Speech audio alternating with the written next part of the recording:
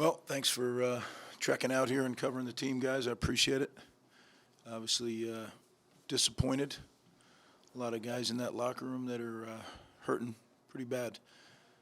Some physically, but all of them emotionally, and understand they put so much into it, and just not quite ready to close those kind of games out.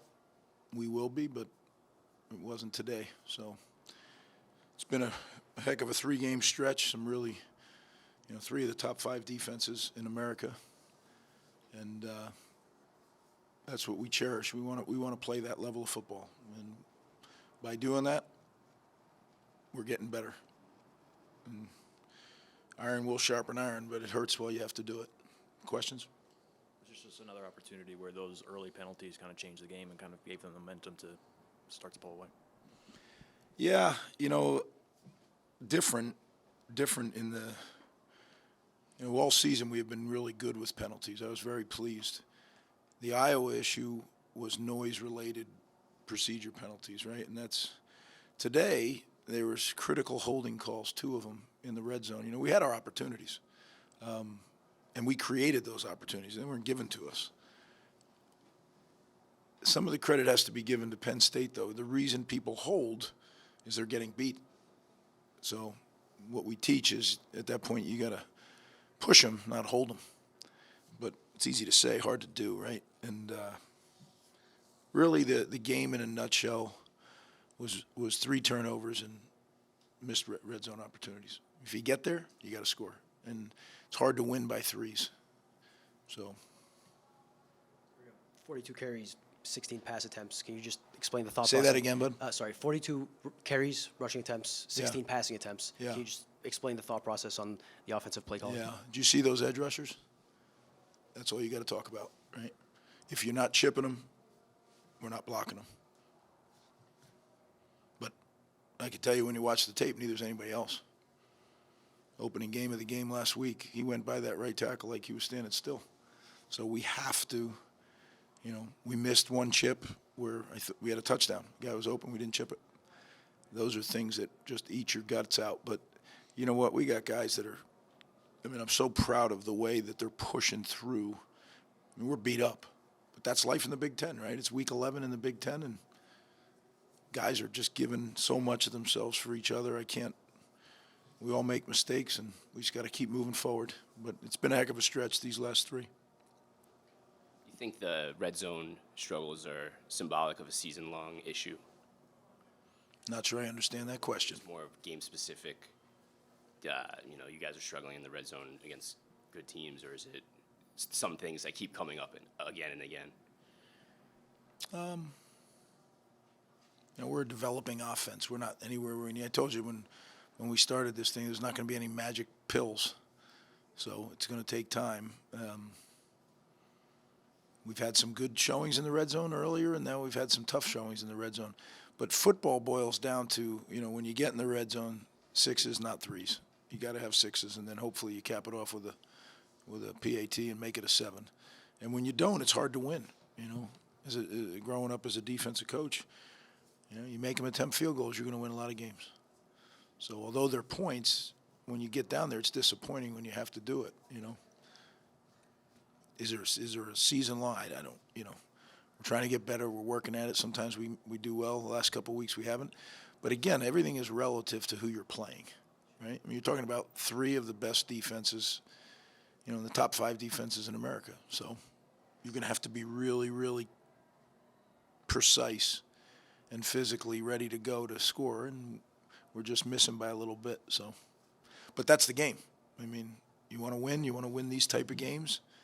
You can't turn the ball over, and you got to take advantage of your opportunities, and those are two things we didn't do. I thought defensively we made some big stops. I thought defensively we played pretty well. I thought Bo Prabula came in and really changed the game a little bit, the way the game was being played. He's very athletic quarterback, and it's literally like having another running back in the backfield as well as a quarterback. So that, we had to make some adjustments quickly. But that first play gets out, his first play in there, and I think it was his first play. but it's like a 50-yard gain. That hurt. When you look at this offense as a whole, not just today, what do you think's missing here? I mean, what do you need? What does this offense need to take the next step? Is it as simple as personnel? Is it? I mean, I think it's all of the things that you would from covering sports. It's personnel, but it's developing personnel. It doesn't mean we have to go get all new personnel, right? We'll grow the offense as we grow. So as we grow as an offensive line, as we grow as a receivers core. I think we have some running backs right now that if the other pieces were in place, we would be – I think we did some good things running the football again, but that's what we have to do. That's who we are right now. Look, we'd all love to be able to do it all, run, pass, screen game, but it's easy to say, why don't you do it? But the reality is if you try to do all that stuff, you'll be absolutely good at nothing. So you have to choose what you're going to try to get good at as you develop the other things. It's not that we don't do all those other things. We're working on them. They're just not ready to be running games against a defense of that quality. What's your initial assessment of the way Gavin played? Hard for me. I thought he threw the ball excellent in the first half. He was ripping it. We were catching it.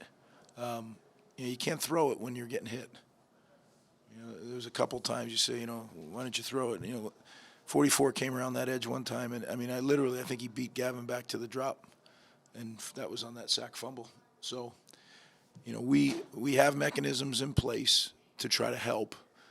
We made a little mistake on some of them, and without some help, that's going to be a tough block one-on-one for us at this stage. Pulling Pelotti's question, is it a talent issue? Is it a lack of depth issue? Is it all the above? Just the offensive? No, I think we're developing offense. So what is developing? Everything is developing. We're a developing football team. It's frustrating, no doubt. I'm sure it's very frustrating to our fans, and nobody's more frustrated than our team and our coaches. But we just got to keep working at it. We will get better. That's happened. We're getting better. Judging growth against the level of defenses we faced in the last 3 weeks, if you really don't understand it, it's hard to do, and you can get down and you can start changing and doing things that are really detrimental to your overall development. We won't do that. We'll stay the course. We'll be fine. We got a game next week, and then we got a bowl game, and we'll continue to improve. And when you're a developmental program, that's why a bowl game is so important, because we'll get a whole other chunk of practice where we can build and build and build and build. And that's what it is. And as I've told you before, this was not going to be a quick fix. This is going to be a march, but we're going to get there. you had a couple of guys get hurt, come back in like Johnny. I didn't think he would come back when we saw him go down. Just curious, where are you guys health-wise beat up at this point of the season? First of all, you're right. We have some real warriors in that locker room. I'm talking guys that if you don't love your team and you don't love this sport, there's no way you're playing. So let me make that clear. And it is their choice. But there are some guys that are just complete warriors on this football team. And today, some guys that are playing injured, playing with a lot of pain, and then it gets aggravated. And, we've got a tremendous medical staff that goes out there and treats them and gets them off to the side, and they suck it up and go back out. That's why I say I can't. You want to talk about personnel?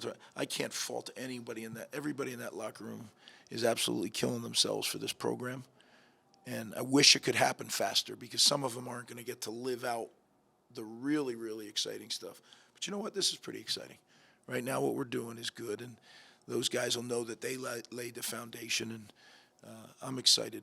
I'm excited that they get to play this game next week, and they get to play in a bowl game because they've earned that. But this one hurts a lot for everybody, physically and emotionally. But that's life. It's life in the Big Ten. That's what we asked for. That's what we got. We'll get on this bus. We'll get home. We got to get treated up, and we got to get ready for the University of Maryland in 6 days. So nobody feels sorry for us. Thank you.